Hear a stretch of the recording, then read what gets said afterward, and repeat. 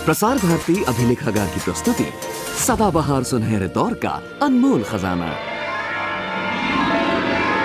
बहनों और भाइयों, मेरे देशवासी बहनों और भाइयों, साथी नागरिकों, बहनों और भाइयों, बहनों, भाइयों और मेरे देश के प्यारे बच्चों, संग्रहालय के गलियारों से लोकगीत लोकगीत लोकगीत। दोस्तों, मैं हूँ पाखी, जानने विद्वानों के विचार, कल्पना के पंखों पर सवार।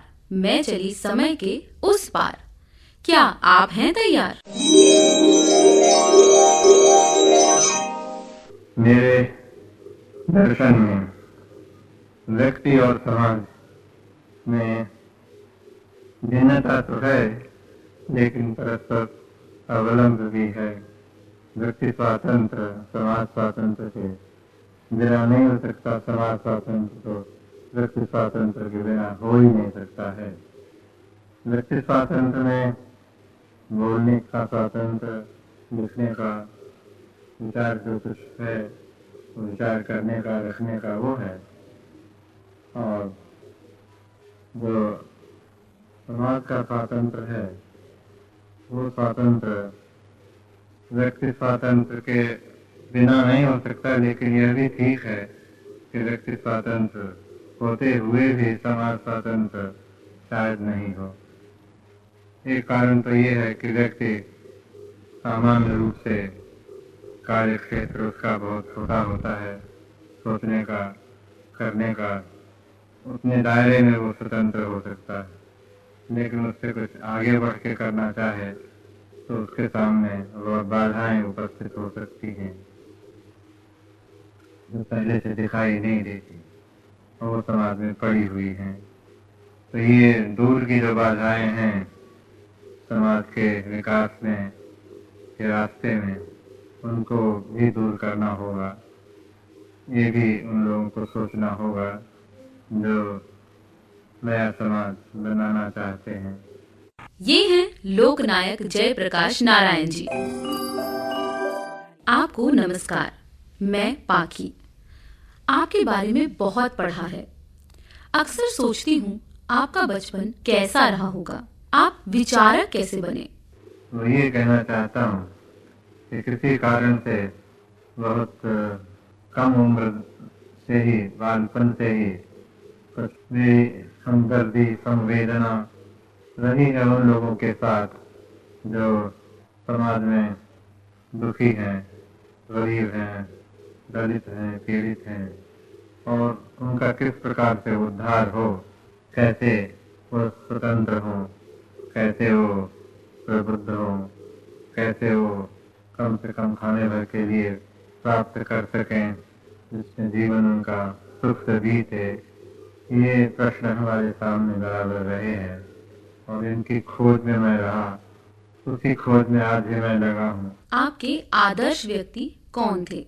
मैं समझता हूँ कि अब तक दुनिया के जो विचारक रहे हैं, जिन्होंने खास करके अपने विचार को कोई आचार का रूप देने का प्रयास किया, उनमें महात्मा गांधी ऐसे थे जो जीवन के आदर्शों को, मूल्यों को कायम रखते हुए एक नए समाज का निर्माण करना चाहते थे और किसी हद तक किया भी।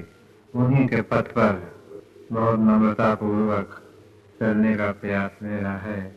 आपने इतने बड़े जन आंदोलन का नेतृत्व किया, इसका आधार क्या था? आंदोलन के दौरान जिस सिद्धांत पर जोर दिया गया था वो यही था कि अगर कोई प्रतिनिधि या प्रतिनिधित्व पर आधारित सरकार अपने कर्तव्य का पालन नहीं करती, भ्रष्टाचारी, दमनकारी और अक्षम हो जाती है, तब मतदाताओं को यानी जनता को यह अधिकार है कि वह उनके इस्तीफे की मांग करे, भले ही उनका कार्यकाल पूरा न हुआ हो। प्रजातंत्र में जनता के पास अलिखित अधिकार भी होते हैं जिन्हें वह आवश्यकता के अनुसार उपयोग में ला सकती है। यह सब कहने का मतलब यह नहीं है कि थोड़े से असंतुष्ट लोगों को यह हक है कि वह जब चाहें तब निर्वाचित प्रतिनिधि या सरकार को सत्ता त्यागने के लिए मजबूर कर दें, लेकिन इसका यह मतलब जरूर है कि जब कभी भी जनता का बहुमत संदेह से परे यह विश्वास करने लगे कि निर्वाचित प्रतिनिधि या सरकार अक्षमता, भ्रष्टाचार और भाई भतीजेवाद का शिकार हो गई है, तब वो इस्तीफे की मांग कर सके। जनता की आवाज का आदर किया ही जाना चाहिए। आपका एक लोकप्रिय कथन है, राजशक्ति से ऊपर जनशक्ति। वो कैसे? एक तरफ राज्य शासन, राजशक्ति, राजनीति, दूसरी तरफ जनता, जनशक्ति, ये दोनों कदम से कदम मिला करके आगे बढ़ेंगे।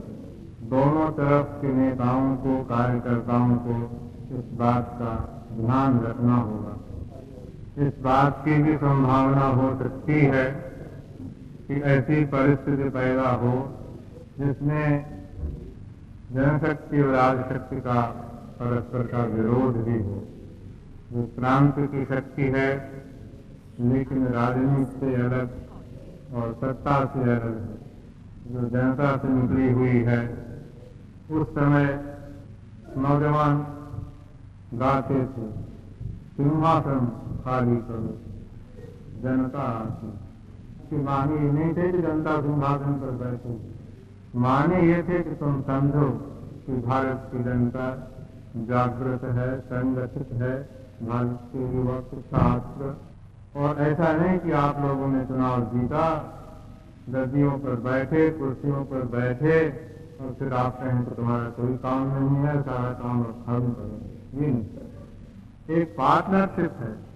जनता एक तरफ, शासन दूसरी तरफ, दोनों एक दूसरे से संबंधित। शासन जनता से शुरू करके कायम हुआ, लेकिन जब शासन पर वो आया तो उसकी एक अपनी हैसियत हुई और वो हैसियत जनता के मुकाबले की हम मान सकते हैं, लेकिन जनता से ऊपर नहीं, आगे नहीं। इसलिए आगे भी जो काम करने हैं वो काम शासन और जनता, राज्य शक्ति और जनशक्ति दोनों को मिल करके करना है। और इस जनशक्ति में युवा शक्ति आगे।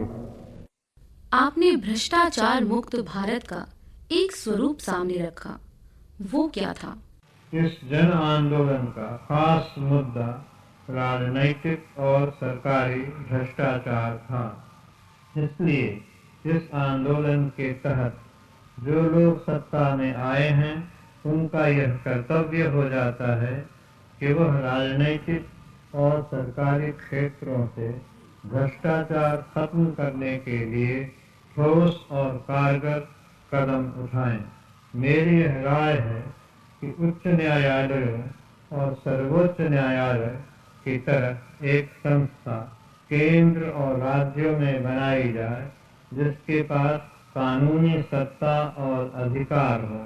इस बारे में बात करते समय स्वाभाविक है कि स्वीडन के ओम्बुड्समैन का ख्याल आए, लेकिन हमारे देश की परिस्थितियों में एक अधिक व्यापक संस्था की जरूरत महसूस होती है। उदाहरण के लिए केंद्र में ऐसा एक निकाय हो सकता है जिसका नाम लोकपाल हो, जिसमें 5 से अधिक सदस्य न हों और इस संस्था को यह अधिकार हो कि वो अपनी तरफ से किसी जांच पड़ताल की शुरुआत कर सके या किसी नागरिक सरकारी या गैर सरकारी निकाय की शिकायत के आधार पर छानबीन कर सके। कुछ कानून विशेषज्ञों को इस निकाय की रूपरेखा बनाने की जिम्मेदारी सौंपी जा सकती है और इस बारे में एक धारा संविधान में शामिल किया जा सकता है। भ्रष्टाचार मुक्ति के लिए आपने किन किन सुधारों का सुझाव दिया? छात्रों और जनता के आंदोलन में जो मुख्य बात उठाई गई थी वो यह थी कि प्रशासनिक और चुनाव संबंधी सुधार किए जाएं, जिससे कि चुनाव सस्ते हों, सही तौर पर प्रतिनिधित्व संभव हो और प्रशासन जनता के निकट आए। एक अन्य महत्वपूर्ण मांग शिक्षा संबंधी सुधारों के बारे में थी कि शिक्षा प्रणाली को इस तरह गठित किया जाए कि उसका सीधा संबंध देश की समस्याओं के साथ हो और शिक्षा प्राप्त आदमी देश की समस्याओं से बेहतर तरह से निपट सके। हर व्यक्ति कैसे अपने में सुधार लाए? जातिवाद इसका एक उदाहरण है। भगवान बुद्ध के समय से और हो सकता है उनसे पहले से भी इस बात की कोशिश की गई है कि ऊंच नीच पर आधारित जाति प्रथा को खत्म किया जाए, लेकिन अभी तक यह प्रथा पूरे देश में फैली हुई है। अब समय आ गया है कि हम हिंदू समाज के इस कलंक को मिटा दें और भाईचारे और समानता को अपना आदर्श बनाएं और अपने जीवन में उतारें। इसी तरह शादी, जन्म, मृत्यु से जुड़े हुए भी कुछ और बुरे रिवाज हैं। संपूर्ण क्रांति के द्वारा इन्हें भी खत्म किया जाना चाहिए। संपूर्ण क्रांति है क्या? आपको यह याद होगा कि जनता के आंदोलन के अंतिम लक्ष्य की परिभाषा मैंने संपूर्ण क्रांति कर की थी। संपूर्ण क्रांति की मेरी कल्पना का कुछ लोगों ने मखौल उड़ाया और कुछ ने यह कहकर अवहेलना की कि संपूर्ण क्रांति एक अव्यवहारिक आदमी का सपना है। इसलिए मैं एक बार फिर से संपूर्ण क्रांति के विचार को दोहराता हूँ और अपना विश्वास उसमें व्यक्त करता हूँ। हमारी विरासत में कुछ चीज़ें बहुत मूल्यवान और महान हैं। उनको हमें रक्षा करनी है और उन्हें मजबूत बनाना है, लेकिन साथ ही हमने उत्तराधिकार में बहुत से अंधविश्वास, गलत मूल्य और अन्यायपूर्ण मानवीय और सामाजिक संबंध भी पाए हैं। अंत में मैं सिर्फ इतना कहूँगा, मैं संपूर्ण क्रांति के अपने कार्य में भरसक योगदान दूंगा, लेकिन यह काम रुकना नहीं चाहिए। हर व्यक्ति अपनी सामर्थ्य के अनुसार अकेले अथवा दूसरों के सहयोग से इस काम को आगे बढ़ाए। हमारे देश के युवकों के लिए यह एक प्रकाश स्तंभ है। मैं आशा करता हूँ कि नवयुवक इस प्रकाश की ओर अपनी यात्रा जारी रखेंगे। आपके बारे में विस्तार से जानकर सचमुच प्रसन्नता हुई। आपको कोटि कोटि धन्यवाद। ये कार्यक्रम केंद्रीय अभिलेखागार द्वारा तैयार किया गया। स्वर था अनुराधा का, लेखिका एवं निर्मात्री रंगोली श्रीवास्तव।